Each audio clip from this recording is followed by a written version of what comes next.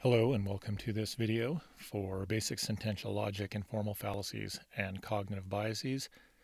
This video concerns material in Chapter 1, in particular material that's covered in Section 1.2.5 of that text. And in particular, the topics I'm going to talk about in this video are the disjunction statement operator. I'm going to talk about neither nor, how to translate that. And we'll also talk about compound subjects and predicates. So first, disjunction. And disjunction is expressed in English in a number of ways. So I could say Dallas will win the Super Bowl or Buffalo will win the Super Bowl. You can say either or, Dallas will win the Super Bowl or Buffalo will win the Super Bowl. This one's a little weirder, and your intuitions might be that it's not exactly the same, and those intuitions are right. It isn't exactly the same, but it's close enough for our purposes. Unless Dallas will win the Super Bowl, unless Buffalo will win the Super Bowl. I'll say more about unless later. Well, actually, I'll say something now. In the optional material, I talk about that. Unless is actually pretty complicated. In fact, all of these operators are very complicated. We're just talking about the most basic way of interpreting these things. So for our purposes in this class, even though it's not exactly 100% right, whenever you see unless, just translate that as a disjunction. Okay, make everyone's life easier. I know it's not 100% right, but none of these are actually 100% right. So anyway, all of these are ways of expressing disjunction. If we assign capital letter D to Dallas will win the Super Bowl and B to Buffalo will win the Super Bowl, then a compound statement like this would be translated this way. So we're going to use this wedge, or a lowercase v, as the symbol for disjunction. Moreover, we're going to call the components of a disjunction disjuncts, just like we call the components of a conjunction conjuncts. So in the disjunction D or B, the first disjunct is D and the second disjunct is B.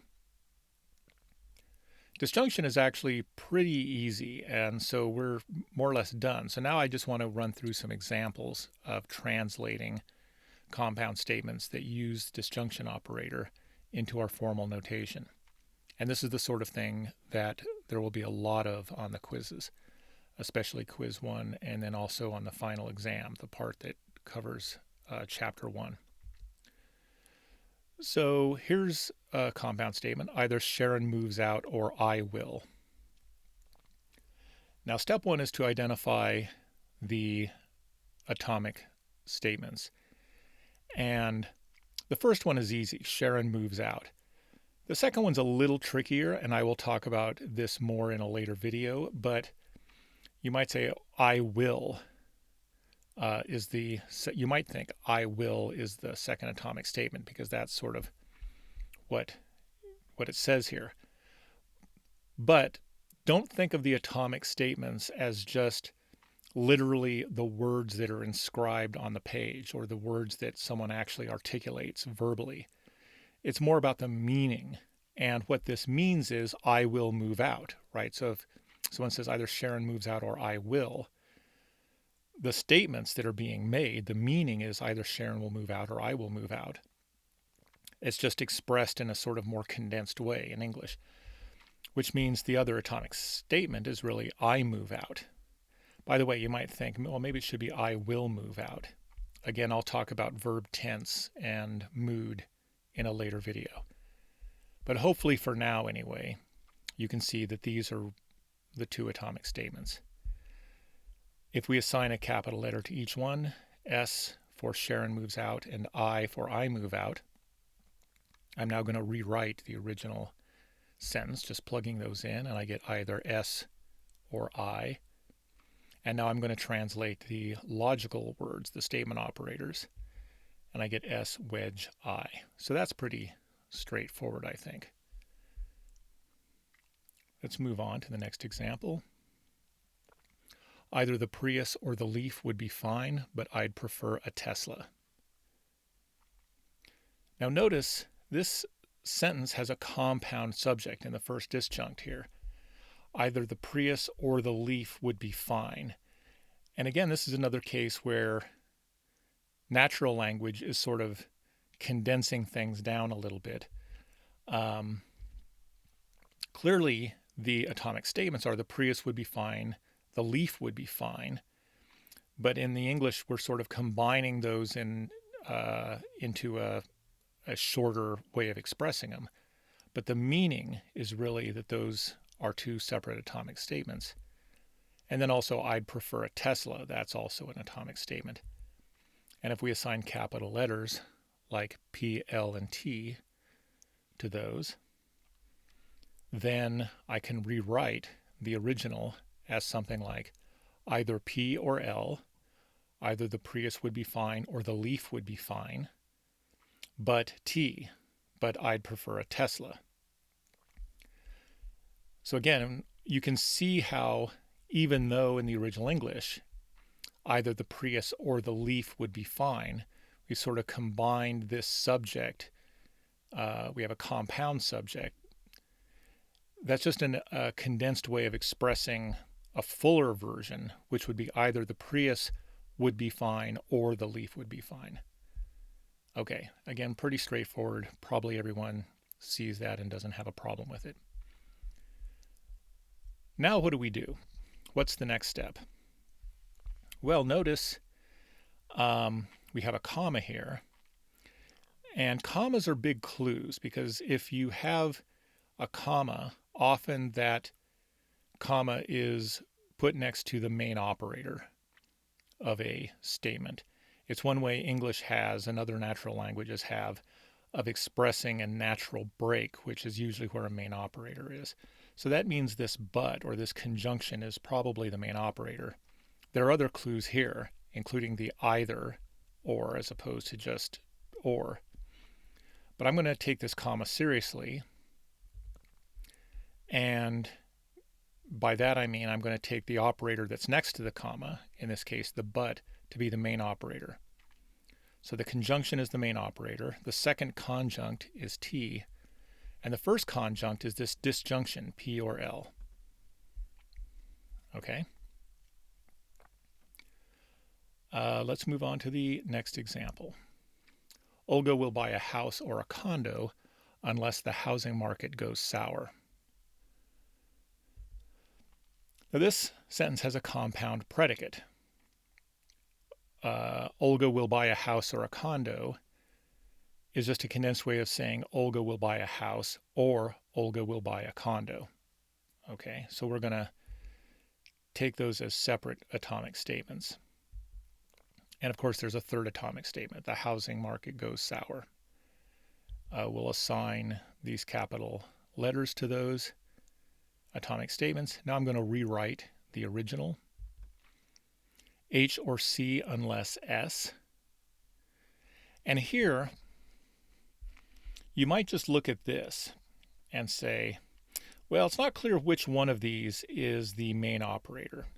They're both disjunctions. Remember, let's just treat unless as a disjunction. Again, I know that's not 100% right. Take a look at the optional material for a little bit more detail on that. But if this is a disjunction, this is a disjunction, how do we know that this is the main operator instead of this one being the main operator? Now, some of you might realize that since these are both disjunctions, it doesn't really matter. Okay, but forget about that. I'll talk about parentheses in a minute. We're always going to use parentheses so that all of these operators are two-place operators, or one place in the case of negation. So we don't want to just have three disjuncts here, to have H or C or S with no indication of what the main operator is. Which one is the main operator? Well, this is where having a compound predicate actually helps. Because in the original statement, buy a house or a condo as part of a compound predicate, that means that the H and the C go together. Okay, buy a house and buy a condo were the two things combined as part of that compound predicate, which means that's a component.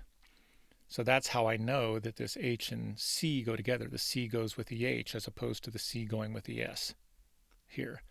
So that's how in this case we know that this is actually the main operator. It also kind of makes sense if you just look at it intuitively. You can tell that it's basically saying X unless Y, and the X is actually also a compound thing, a disjunction. Okay, let's move on to the next example. Neither rain nor snow will keep me from my appointed rounds. Now, we haven't talked about neither nor, but this I'm talking about this in the lecture on disjunction for a reason, because it's closely connected to disjunction. But we'll get to that in a minute. First off, let's find the atomic statements. So the atomic statements are rain will keep me from my appointed rounds, and snow will keep me from my appointed rounds. So there is, again, a sort of compound subject here that's being compressed. But hopefully you can see that these are the two atomic statements, and we can assign R and S to those. And if we rewrite, we see what it's saying is neither R nor S. Okay, neither rain will keep me from my appointed rounds, nor snow will keep me from my appointed rounds. But it's making those more condensed in a compound predicate. Well, great. Well, now what? How do we translate neither nor? Well, here's one way to think about it. Think, what is the sentence saying? What it's saying is when you say neither R nor S, one way to think about what it's saying is that it's saying that both of these components, R and S, they're both false. So in this case, it's saying both of these atomic statements, R and S, they're both false. Rain isn't going to keep me from my appointed rounds, and snow's not going to keep me from my appointed rounds. Okay, so if you think of it that way, neither R nor S is saying both of those components are false. That means not R and not S. Okay. And in fact, this is maybe the easiest way to translate neither nor. When you see neither something nor something, it's a conjunction of both of these things negated. So negate this one, negate that one, and conjoin them. That's one way, and a really easy way to do neither nor. There's another way, though, because it also sounds like a negated disjunction, and it is. Okay. So in this case, neither R nor S, you could say, well, it's saying it's false that R or S. Okay. It's a negated disjunction. It's like not either or. Neither nor is not either or. And so that's another way. If you have neither R nor S, or neither something nor something, you take these as disjuncts, so I'm disjoining them here, and then negate the whole disjunction. Now you might be thinking at this point, hey, I see that both of those kind of sound right, but how could there be two different ways to translate something? Well, the answer is that they're not really two different ways. These actually mean the same thing. They're two different ways of expressing the same thing. And that's not going to be clear until chapter 2, and then also a little bit in chapter 4. But these are two ways to just translate neither nor. So when you see neither, two statements, neither R nor S or whatever, you can either translate it as a conjunction of the negated components. So we have the first component, second component here. I've negated both of them and then conjoined those two negations. So you can translate it as a conjunction of the negated components, or as a negated disjunction of those components. And these are actually equivalent. Note, however, and this is important, this not R and not S is not equivalent to not R and S. So this doesn't mean the same as that. Okay, so even though you can do it this way, you can't do it like this. That doesn't mean the same thing. Also, the negated disjunction isn't the same thing as a disjunction of the negations. Okay, so even though this is okay, not R or S, this isn't, not R or not S. You can't do that. Okay. So anyway, that was just a detour into neither nor. My recommendation is to just pick one of these and go with it all the time. This one is probably the easiest way to go. So my recommendation is when you see neither nor, just do it like this. If you want to, go ahead and do it like that. These are just wrong, and we'll see why they're wrong in Chapter 2. Although if you think it through carefully, you should be able to see why these are both not good translations. Okay, that's it for this video. In the next video, we will talk about the statement operator of conditional.